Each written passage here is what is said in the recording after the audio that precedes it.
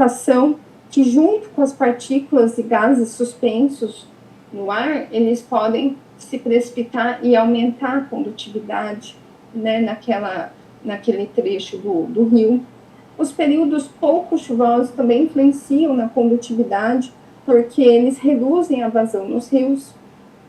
Também tem os sais solúveis, né, que eles se acumulam no solo depois de culturas serem irrigadas com águas ricas em sais, e aí quando ocorre a precipitação, eles são arrastados para os rios.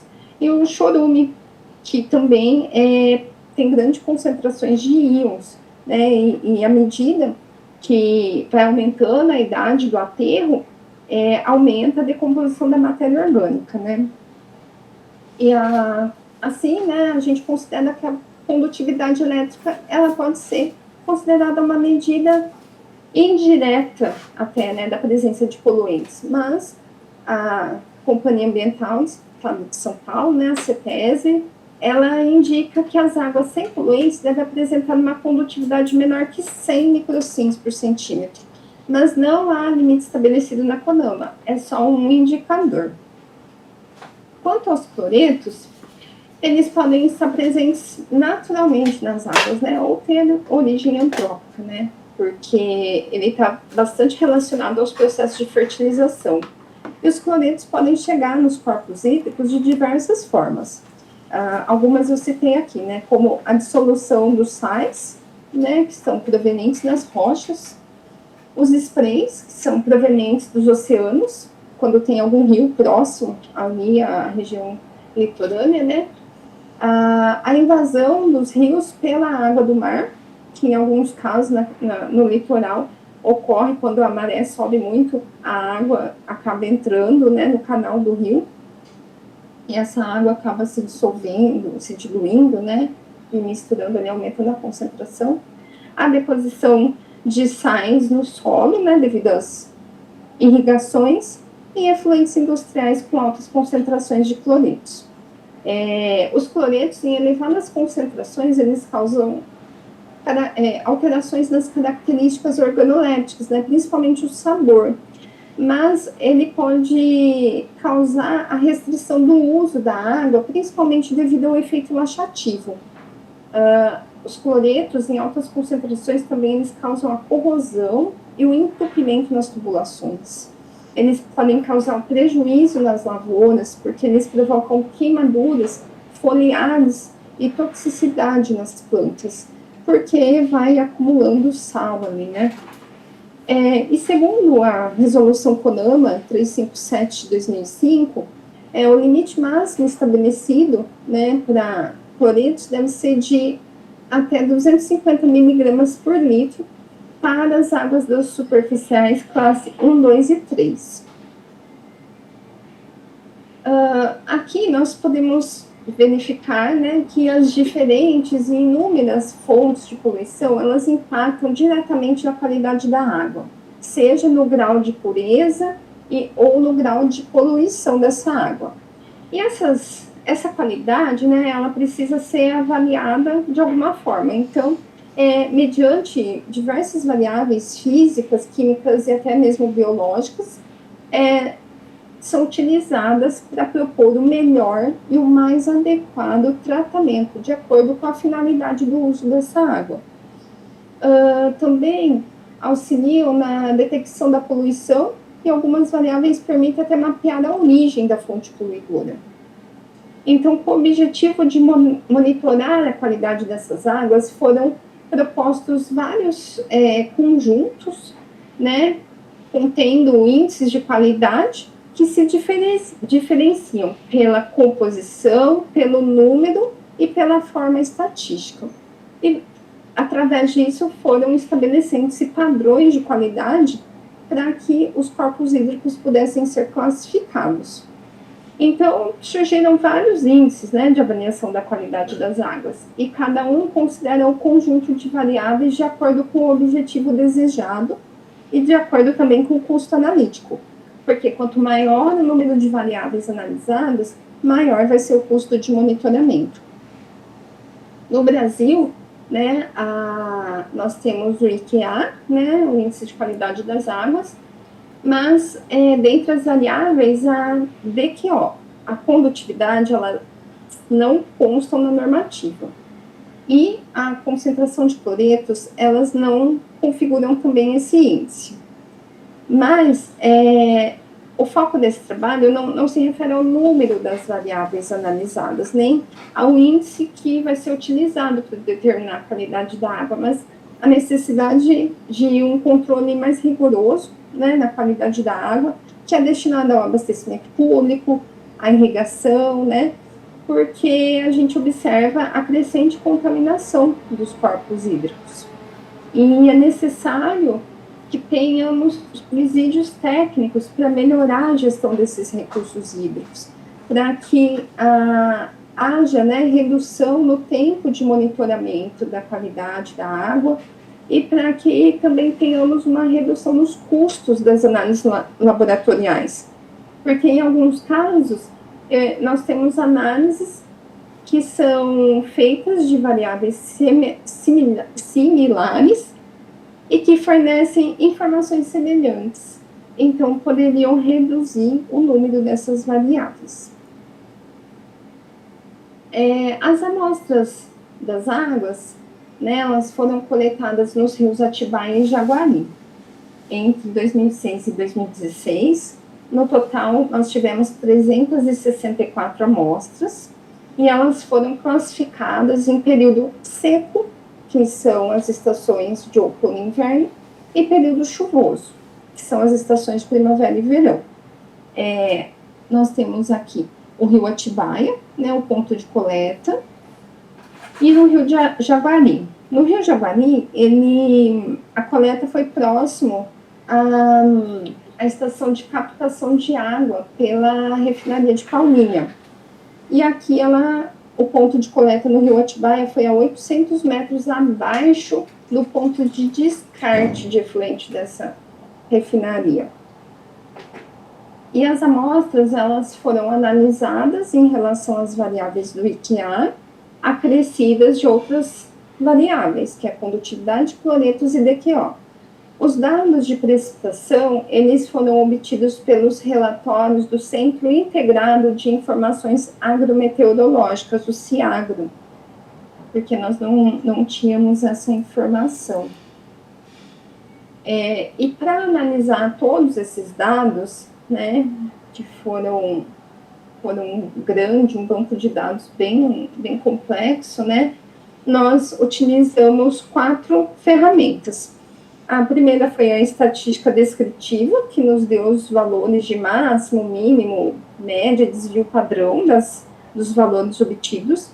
Em seguida, o gráfico de linhas, né, onde nós conseguimos visualizar as alterações ocorridas ao longo do tempo e o que estava fora dos limites estabelecidos pelas resoluções. A correlação de Pearson, que pode ser negativa ou positiva, dependendo da associação entre a variável, né? Quando o valor é negativo, ele indica que há uma relação inversa. E a análise de componentes principais, que também é conhecida como ACP ou PCA.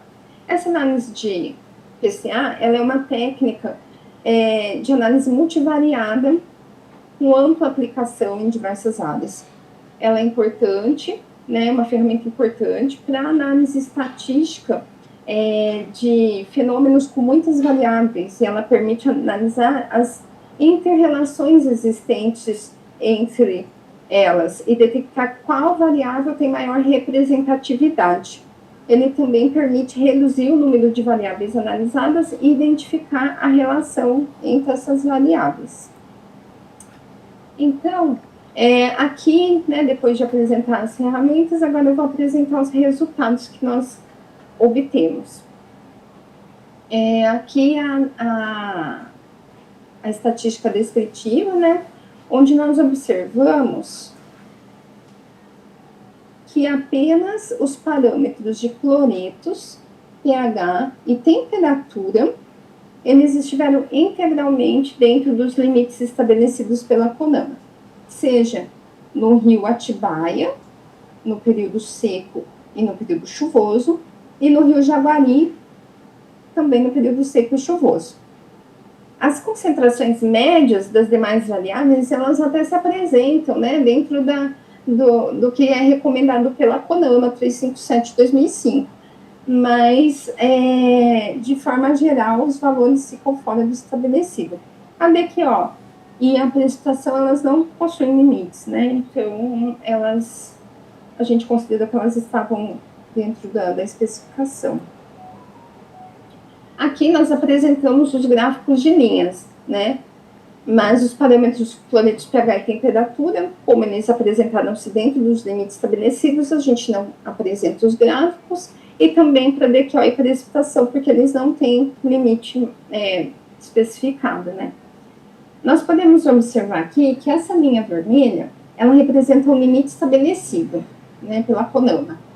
A linha preta, ela representa o rio Atibaia, e a linha azul representa o rio Jaguari. Então, eu tenho que, para esse primeiro gráfico, é só dos totais dissolvidos. Ele tem que 3,6% das amostras do Atibaia estão fora do especificado. E no rio Jaguari, todas as amostras estão conformes. Para a turbidez, eu tenho que 14% das amostras estão fora do limite estabelecido. Isso para ambos os rios. Eu consigo observar que essas linhas, elas andam juntas, né? Para os dois rios, eu não tenho diferença significativa entre eles.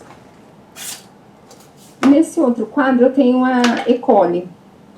Para a E. coli, eu tenho que 96% das análises do rio Atibaia estão fora do especificado, enquanto no rio Jaguari são 68%. Para DBO, todas as amostras do rio Atibaia estão acima do limite estabelecido, e para o rio Jaguari são 78%. Oxigênio dissolvido, 36% das amostras em ambos os rios estão acima do limite, e como foi observado para a turbidez, as linhas de ambos os rios, elas caminham juntas também. Quando há um aumento no Atibaia, o Jaguari também aumenta. Para a condutividade elétrica, as amostras do rio Atibaia estão 54% acima. Não, quer dizer, do Atibaia todas estão acima do limite, né, sugerido pela CETESB, e no Jaguari 54% estão fora. E para finalizar, eu tenho o fósforo e nitrogênio. No fósforo, 75% no rio Atibaia e 82% no Jaguari estão fora do especificado.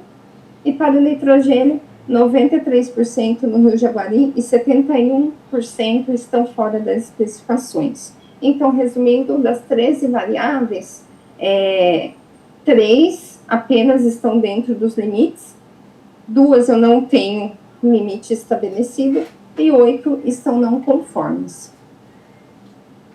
Aqui eu tenho a correlação de Pearson, né, que ela foi analisada segundo o critério Calegari-Jacques, que ele considera que quando um valor tá entre 0,30 e 0,60 há uma correlação moderada, e 0,60 a 0,90 uma correlação forte.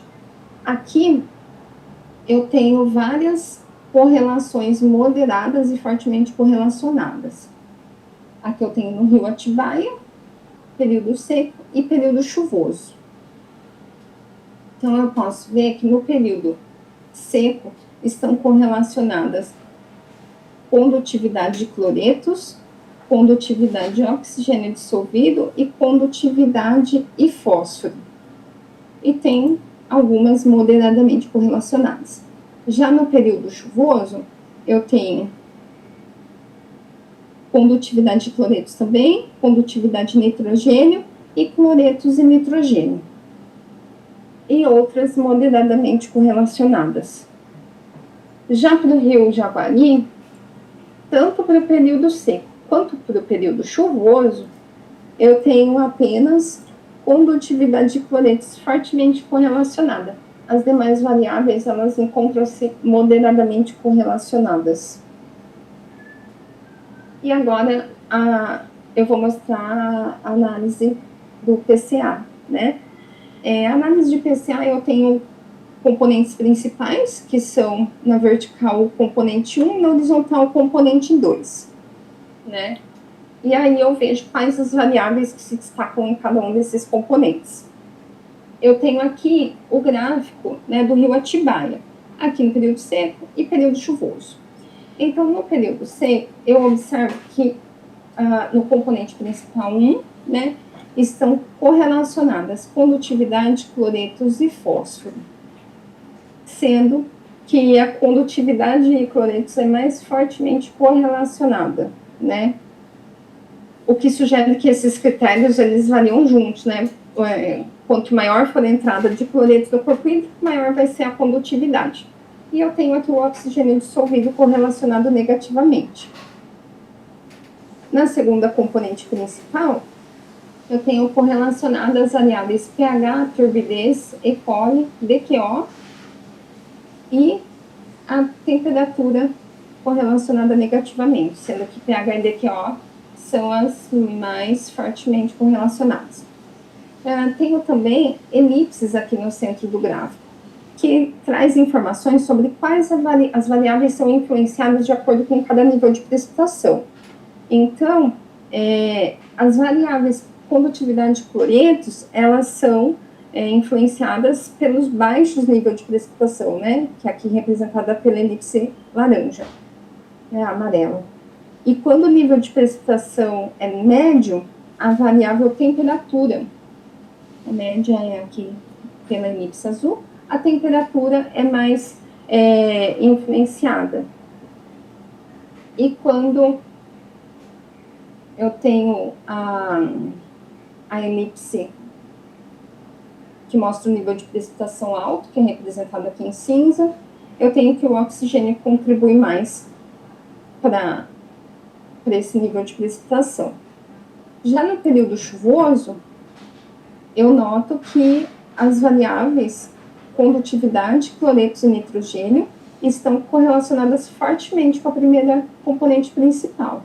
Já na componente 2,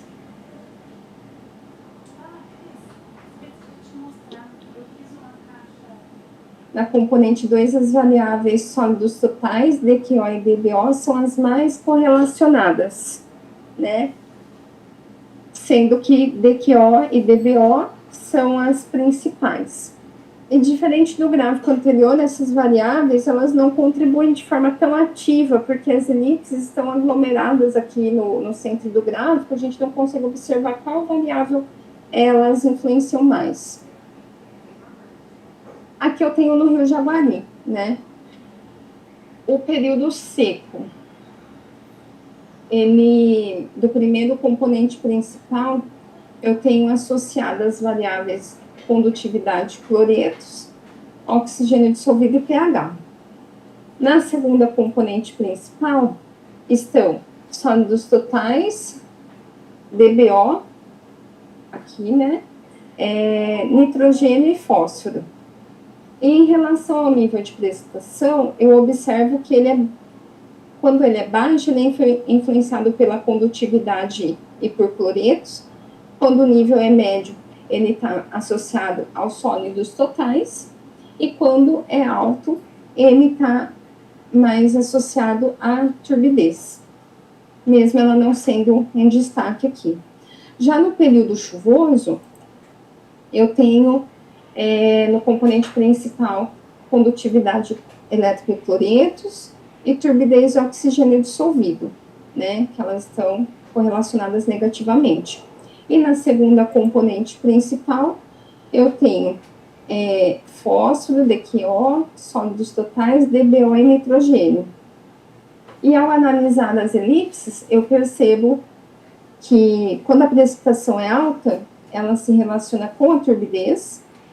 Quando é média, ela está mais relacionada aos sólidos totais, né? E quando é baixa, novamente com cloretos e condutividade. Aqui eu vou analisar só a relação no componente principal 1, né? Onde eu posso observar que Em todos os casos, seja no rio Atibaia, no rio Jaguari, no período seco e no período chuvoso, eu tenho o destaque da condutividade elétrica e do cloretos, que eles estão fortemente relacionados. E a condutividade, ela pode ser alterada pela quantidade de íons, né? Ela é um indicador de contaminação. Eu também observo que no primeiro componente principal do rio Atibaia, destaca-se o fósforo total, no período seco. E no período chuvoso, eu destaco o nitrogênio, que indica a presença de nutrientes no rio Atibaia. Na estação seca do rio Atibaia, eu tenho o oxigênio dissolvido correlacionado inversamente com condutividade, cloretos e fósforo. E na estação seca do rio Jaguari, eu também tenho o oxigênio dissolvido aqui correlacionado inversamente. Já na estação chuvosa do rio Jaguari, o oxigênio ele também está correlacionado inversamente com cloretos e condutividade. E também com o nitrogênio total. Esse contexto ele é indicativo da eutrofização do corpo hídrico. Eu tenho também que no rio Atibaia, período seco, e no rio Jaguari, período seco e chuvoso, há uma relação inversa entre DBO, né, e oxigênio dissolvido, o que indica um processo de eutrofização. No rio Jaguari, eu também tenho destaque para o pH, né, no período seco, porque ele acontece, né, no período seco nos meses mais frios do ano, onde há baixas temperaturas, que acarreta o aumento da solubilidade dos gases e o aumento do pH. Então, eu posso observar esse incremento aqui do pH. No período chuvoso do rio Jaguari, eu tenho como destaque a turbidez, né, que ela se destaca aqui, e pode ser atribuído ao período de grande pluviosidade, né? E a maior concentração para essa variável pode ocorrer devido à erosão das margens dos rios, lixiviação de materiais particulados no período chuvoso.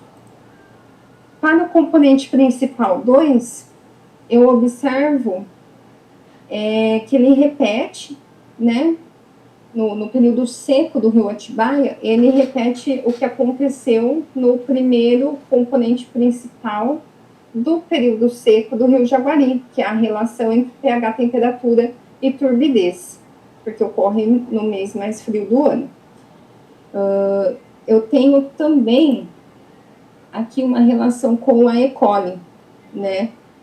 A E. coli, ela pode se beneficiar da presença de partículas sólidas em suspensão, e para se abrigar e dispor de proteção física do contato direto com substâncias desinfetantes. Então, isso ilustra a correlação existente entre turbidez e E. coli. O incremento do pH, ele também causa o incremento da DQO. Aqui nós podemos observar, né? Que é uma variável também importante, né, para determinar a matéria orgânica e efluentes não biodegradáveis. A DQO, ela também se destaca no período chuvoso do rio Atibaia e do rio Jaguari. E ela se relaciona com a DBO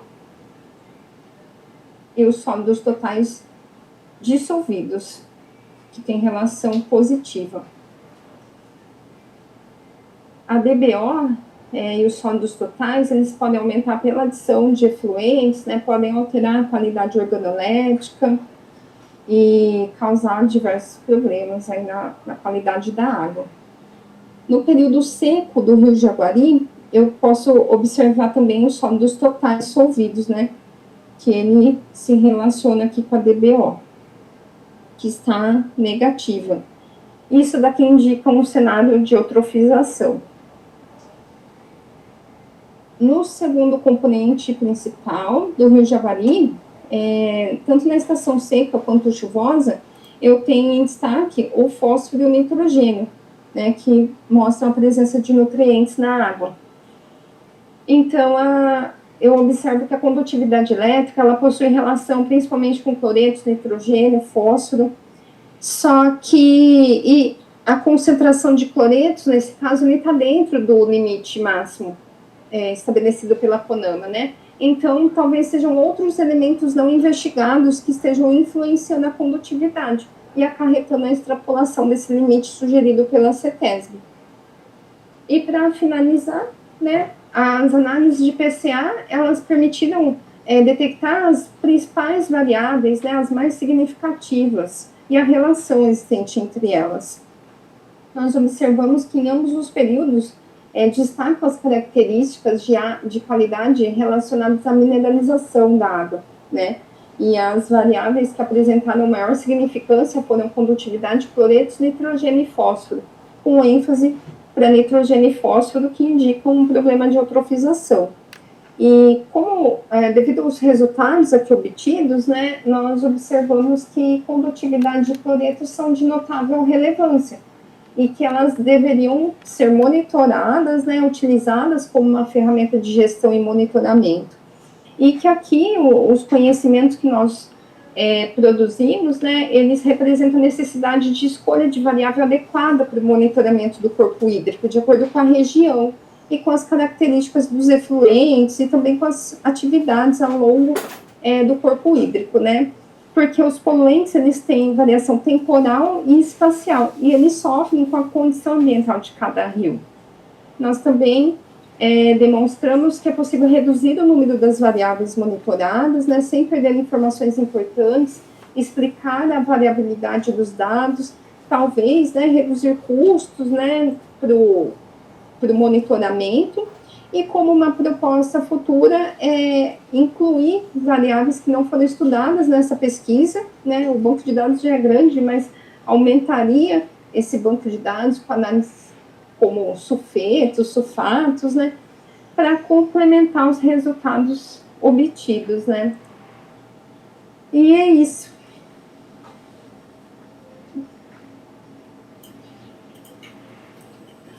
Bom, obrigada, Camila. Né, eu gostaria de abrir a palavra aí para os membros, para os participantes. Opa, se alguém tem alguma dúvida, alguma pergunta, alguma consideração.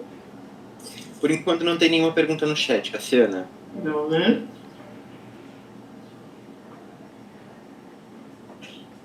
Eu acho que esse trabalho da Camila, né, ele mostra o quanto é importante, né, às vezes a gente olhar para uma variável que é mais simples, né, e que pode nos dizer, né, muito sobre a qualidade da água, né. Então, é um conjunto de dados muito importante, coletado aí pelo grupo da Djanira, né, e que a Camila trabalhou, né, e mostrou aí, né, os resultados, avaliando, então, o período seco e chuvoso, né, e o comportamento, né, de todo esse conjunto de dados aí imenso, que tem uma hora que é preciso sentar e olhar para eles, né, professor? A gente vai fazendo análise, mas uma hora é preciso sentar e trabalhar com esses dados, né? E acho que condutividade e cloretos, né, são dois parâmetros que podem nos dizer muito, né, sobre a qualidade de água. Se ninguém tem nenhuma consideração.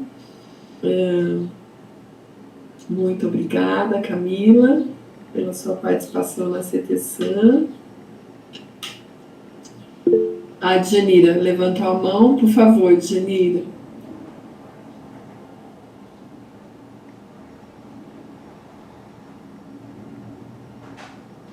Djanira, seu microfone está fechado.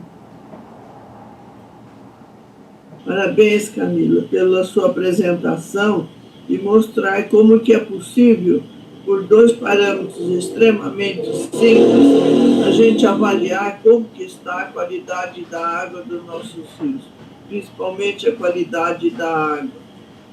E aí, a apresentação da Marta foi importante, porque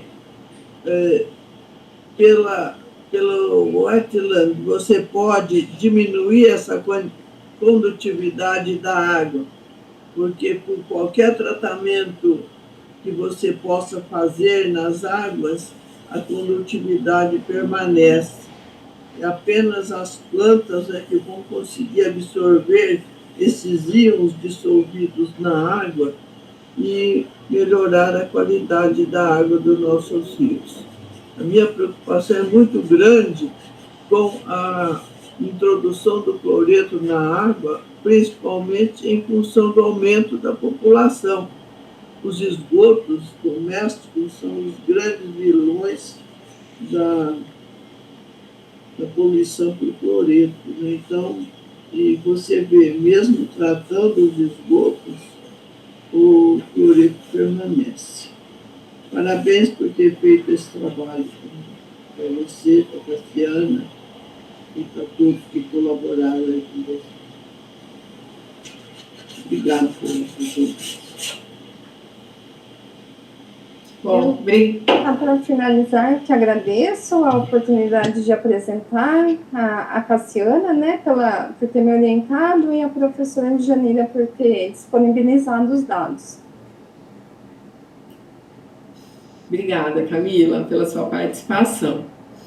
Bom, pessoal, dando sequência, então, né, nos nossos temas discutidos hoje, agora nós vamos vir a professora doutora Marli, e a professora doutora Estela. Então, a Marli, ela é graduada em Ciências Biológicas pela Universidade Metodista de Piracicaba, mestrado pelo SENA, né, USP, doutorado pela Universidade de Guelph, no Canadá, né, então tem trabalhado aí arduamente com cianobactérias, ecologia molecular, né, de cianobactérias, genomas, muitos artigos, livros, capítulos de livros publicados. Então, eu acho que a Marli traz um tema que é muito interessante, né, um tema que já colocou o Brasil aí, né, Marli, na mídia, com mortes, né, em relação à contaminação por cianobactérias.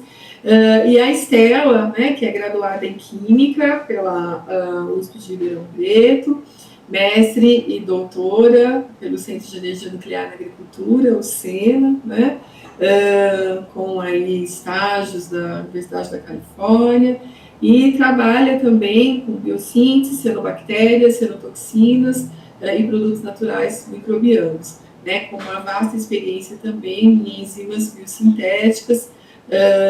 Então, ambas, né, irão apresentar um tema, guanotoxinas, né, que é, então, como eu já disse, um tema extremamente relevante, uma questão de saúde pública, né, e que a gente precisa realmente estar atento. Então, Marli, Estela, não sei como é que vai ser a ordem, mas fiquem à vontade para a apresentação. Muito obrigada pela colaboração, né, pela participação com um tema tão relevante para a gente discutir dentro da CTSAM. Obrigada, Cassiana.